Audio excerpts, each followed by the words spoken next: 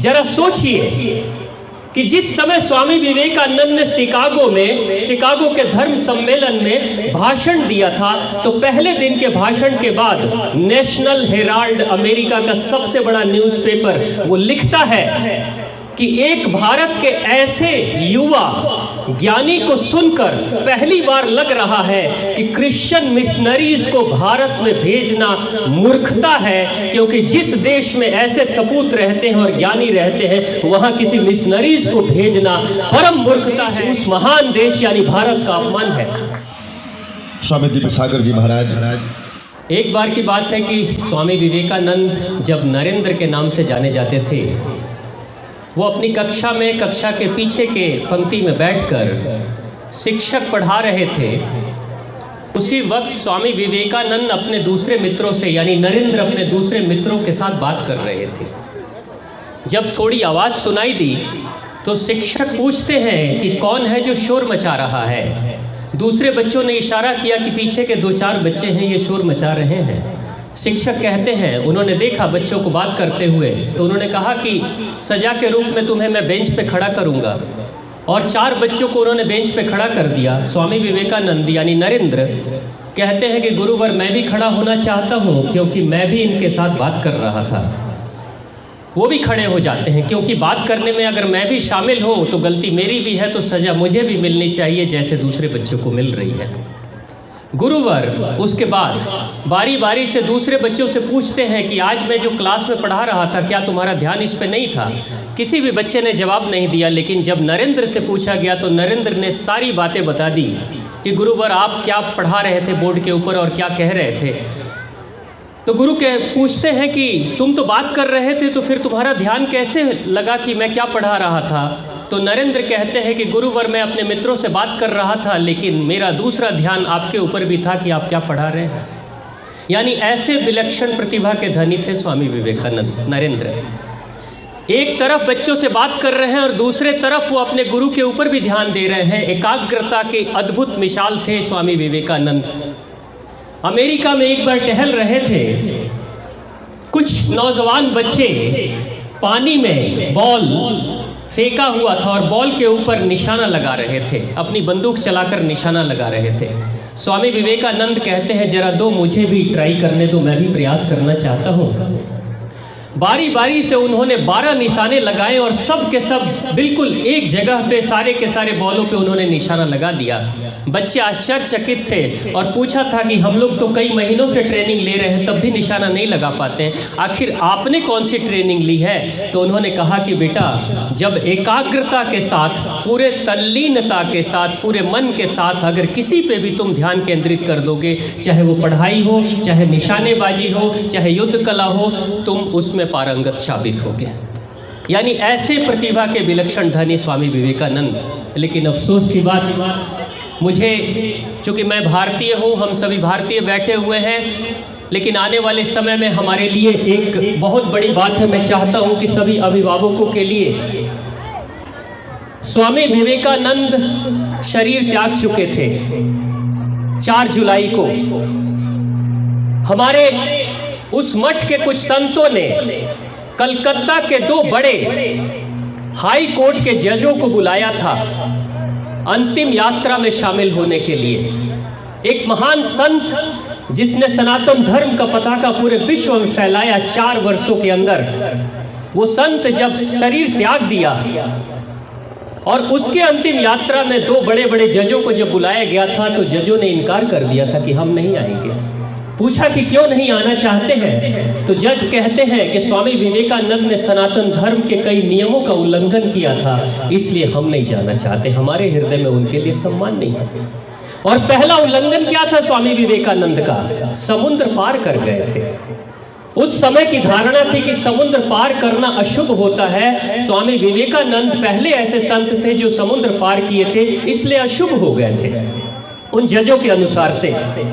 लेकिन जरा सोचिए कि जिस समय स्वामी विवेकानंद ने शिकागो के धर्म सम्मेलन में भाषण दिया था, तो पहले दिन के भाषण के बाद नेशनल हेराल्ड, अमेरिका का सबसे बड़ा न्यूज़पेपर, वो लिखता है कि एक भारत के ऐसे युवा ज्ञानी को सुनकर पहली बार लग रहा है कि क्रिश्चियन मिशनरीज को भारत में भेजना मूर्खता है, क्योंकि जिस देश में ऐसे सपूत रहते हैं और ज्ञानी रहते हैं वहां किसी मिशनरीज को भेजना परम मूर्खता है। हमारे उस देश, उस महान देश यानी भारत का अपमान है। अगर वो संत स्वामी विवेकानंद नहीं गए होते उन जजों के अनुसार से, जो अपने आप को जज कहते हैं, न्यायाधीश कहते हैं और कहते हैं कि हम न्याय दे रहे हैं, उन जजों के अनुसार से अगर स्वामी विवेकानंद नहीं कहते तो ये जो मिशनरीज थे पूरे विश्व में जाकर यही प्रचार करते थे कि भारतीयों को हम शिक्षित कर रहे हैं। ये अंग्रेज जाकर पूरे विश्व में फैलाते थे कि भारतीयों को हम शिक्षित कर रहे हैं, क्योंकि भारतीय कौन है? सपेरे हैं, सांप के साथ खेलते हैं, मिट्टी में खेलते हैं, झोपड़ी में खेलते हैं, नंग धड़ंग घूमते हैं, ये शमशान घाट की राख को अपने बदन पे लपेट कर घूमते हैं, भिखारी हैं। भिक्षा मांगने वाले भिखारियों की फोटो लेकर पूरे विश्व में दिखाते थे, अरबों खरबों पैसे जमा करते थे हम भारतीयों को शिक्षित करने के लिए, क्योंकि हम भारतीयों को सुधार रहे हैं। अगर स्वामी विवेकानंद नहीं गए होते तो पहली बार विश्व को नहीं पता चलता कि विश्व ये भारत कितना महान है। आप जरा सोचिए कि जिस समय स्वामी विवेकानंद वहाँ पे थे अमेरिका में, आपको पता है एक बहुत बड़ी संस्था थी। स्वामी विवेकानंद के शिकागो धर्म सम्मेलन में भाषण के बाद वो संस्था पूरे अमेरिका में अलग अलग जगहों पे स्वामी विवेकानंद के भाषण कराती थी, लोगों के बीच में प्रवचन कराती थी। और उस संस्था के पास वो संस्था पैसे लिया करती थी, वो संस्था पैसे लेती थी श्रोताओं से, लेकिन बदले में अगर 100 रुपये वो संस्था ले रही है तो बदले में स्वामी जी को सिर्फ 4 रुपये मिला करते थे एक भाषण देने के लिए। ये स्थिति थी। वो भारत का सन्यासी अपने उस विषम परिस्थितियों में काम करते हुए, जहां का -डिग्री टेम्परेचर है, उस पर -डिग्री टेम्परेचर में वो सन्यासी काम करते करते 31 बीमारियों से ग्रसित हो चुका था। 31 बीमारियां, हार्ट की समस्या, डायबिटीज की समस्या, बीपी की समस्या, नींद नहीं आती थी रात में, 1 से 2 घंटे बड़ी मुश्किल से सो पाते थे, पैर में दर्द, सर में दर्द, कमर में दर्द, पेट में दर्द हमेशा बना रहता था। स्वामी विवेकानंद जिस समय शरीर त्यागे थे, ठीक 1 महीने पहले माँ को पता चला कि मेरा बेटा बीमार है। माँ चली आई थी मठ में, बेलूर मठ में, और माँ कहती है बेटा मैं तुम्हारी सेवा करना चाहती हूँ। माँ को कहा था माँ हमारे इस आश्रम में किसी भी स्त्री का रहना संभव नहीं है, नियम का उल्लंघन है। माँ तू मेरी माँ है, लेकिन फिर भी मैं तुम्हारी सेवा नहीं चाहता। माँ तू चली जा, क्योंकि अगर मैं ही नियम तोड़ूंगा तो फिर दूसरे सन्यासी कैसे नियम का पालन करेंगे। भेज दिया था अपनी माँ को, और 1 महीने के बाद शरीर त्याग दिया। यानी ऐसी बदतर स्थिति में भी वो स्वामी विवेकानंद अपनी माँ को भेज देते हैं, लेकिन सेवा नहीं लेते हैं। और वैसे महान संतों के लिए कोई भारतीय कहता है कि सनातन धर्म के नियमों का उल्लंघन कर रहे हैं।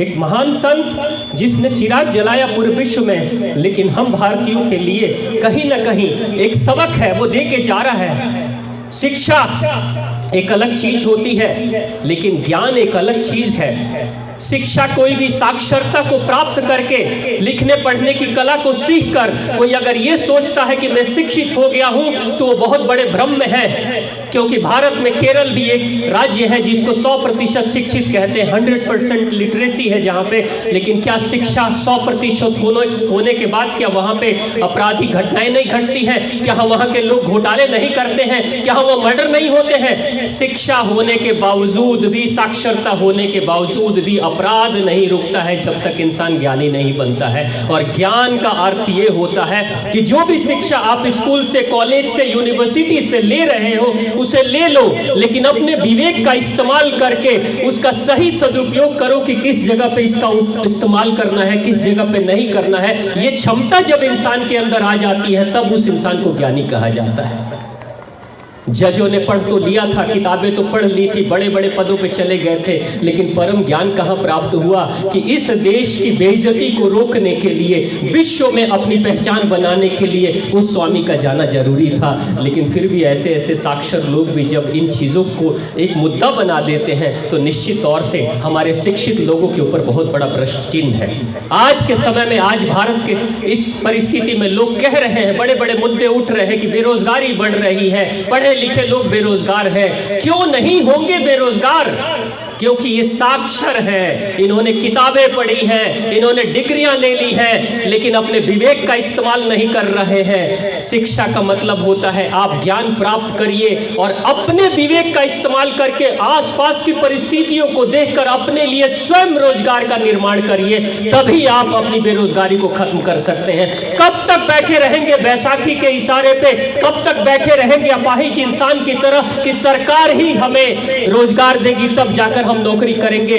मैं लिख के दे सकता हूं कि भारत में कोई भी सरकार आ जाए, कोई भी राज्य सरकार या केंद्र सरकार आ जाए, 100% रोजगार की व्यवस्था कोई सरकार नहीं कर सकती है। लेकिन सबसे बड़ी गलती अगर है तो वो बेरोजगार जो लोग कह रहे हैं कि हम साक्षर हैं, पढ़े लिखे हैं, लिटरेट तो है, you can be a literate but you are not educated properly. Why? Because literacy is something regarding the book only, but the education is something about the wisdom of the life and you have to utilise your wisdom. अपने विवेक का इस्तेमाल नहीं करेंगे तो दुनिया के किसी भी कोने में चले जाएंगे, आप पढ़े लिखे बेरोजगार ही रह जाएंगे। कब तक अपने ऊपर प्रश्न खड़े करने वाले हैं? आज भारत की स्थिति यही हो रही है कि बेरोजगारों, पढ़े लिखे बेरोजगारों की संख्या बढ़ती चली जा रही है। उसका मुख्य कारण एक और है, ये पढ़े लिखे बेरोजगार ज्यादातर यही सोचते हैं सरकारी नौकरी मिल जाए, ये नहीं सोच रहे हैं कि तुम्हें पैसा चाहिए ना, नौकरी किस लिए चाहिए भाई? पैसा चाहिए। और आपको पता है इस समाज में अपराध बढ़ने के पीछे सरकारी नौकरियों का बहुत बड़ा योगदान है। जितने भी घूस होते हैं वो सरकारी नौकरी के लोग बढ़ावा देते हैं, जितने भी दहेज प्रथा हो रही है वो सरकारी नौकरी के लोग बढ़ावा देते हैं। एक इंजीनियर जैसे ही सरकारी नौकरी में चला जाता है,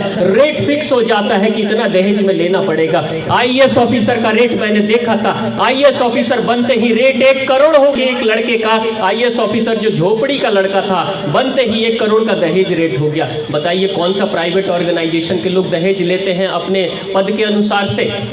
कहाँ प्राइवेट ऑर्गेनाइजेशन में घूस लिया जाता है? तो एक तरफ हम समाज को चाहते हैं कि एक बेहतर समाज हो, सुरक्षित समाज हो और एक ईमानदार समाज हो, लेकिन दूसरे तरफ हम अपने आप को कहीं ना कहीं मानसिक रूप से अपाहिज घोषित करते चले जा रहे हैं। इसलिए मेरे भाई बहनों, मैं तो यही चाहता हूं कि सिर्फ साक्षरता ना बढ़ाएं, साथ में अपने विवेक का इस्तेमाल करके अपने आप को इतना शिक्षित बनाएं कि अपने पैरों पे खुद खड़े हो जाएं। कब तक माँ के आंचल में सर छिपाकर बैठे रहेंगे? कब तक बाप के ही कदमों पे चलते रहेंगे? कब तक सरकार की ही लानत देते रहेंगे? निश्चित तौर से स्वामी विवेकानंद भी अगर इंतजार कर रहे होते कि हमें भी कोई मदद करेगा तब जाकर हम दुनिया में अपना विश्व में पताका फहराएंगे सनातन धर्म का, तो वो भी शायद कुछ नहीं कर पाते। 4 वर्ष का समय था, सिर्फ 4 वर्ष का। मन को बड़ा मजबूत करना होता है तब जाकर इंसान कुछ कर पाता है। स्वामी विवेकानंद का तन कमजोर हो चला था लेकिन फिर भी मन को बड़ा मजबूत किया था। एक प्रसंग छोटा सा याद आ रहा है। सिकंदर आया था भारत में, सिकंदर के गुरु ने कहा था, वो यूनान में रुक गया, गुरु यूनान में रुका और सिकंदर जब भारत चला आया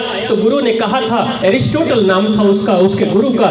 गुरु कहता है कि भारत में जाना तो किसी अच्छे दर्शन शास्त्री को, किसी अच्छे ज्ञानी को लेकर आना। सिकंदर आया और उसके सैनिक आए थे और सिकंदर के सैनिक आकर तक्षशिला यूनिवर्सिटी में, उस समय के तक्षशिला विश्वविद्यालय, सबसे बड़ा विश्वविद्यालय जैसे बिहार में नालंदा विश्वविद्यालय था, उस विश्वविद्यालय में आकर कहते हैं जो हमारा विश्व विजेता है यानी सिकंदर, वो चाहता है कि आप में से कोई ज्ञानी हमारे साथ चले। तो जितने भी आचार्य थे तक्षशिला में वो कहते हैं कि कौन है सिकंदर? ये वो पूछते हैं कौन है सिकंदर? वो कहता है विश्व विजेता है। गुरु कहता है, जो तक्षशिला के हमारे गुरु हैं, आचार्य हैं, कहते हैं अरे वो कैसा विश्व विजेता है? मन में उठी हुई ये कामना कि विश्व को मैं विजय करूंगा, ये कामना मन में उठी थी उसके, उस कामना को वो अपने मन में विजय नहीं कर पाता है, उस कामना को पराजित नहीं कर पाता है, उस कामना के कारण हजारों लाखों लोगों की हत्या कर डालता है। अपने ही मन की कामना का जो गुलाम है वो विश्व विजेता कब बनेगा?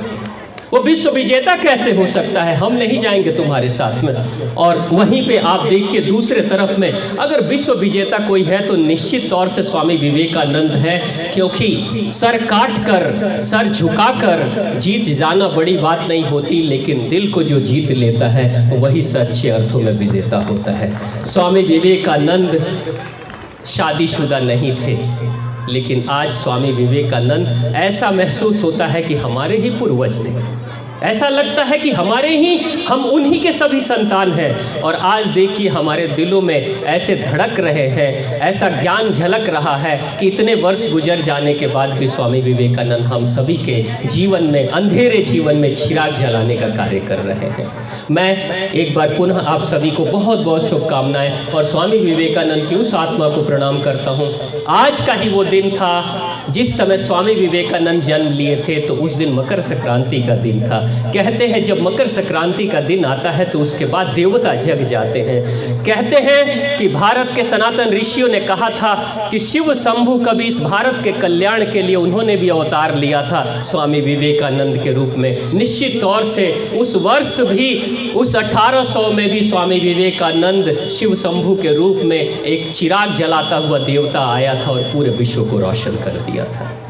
प्रेम से बोलिए भारत माता की, भारत माता की, भारत माता की। वंदे वंदे वंदे। धन्यवाद।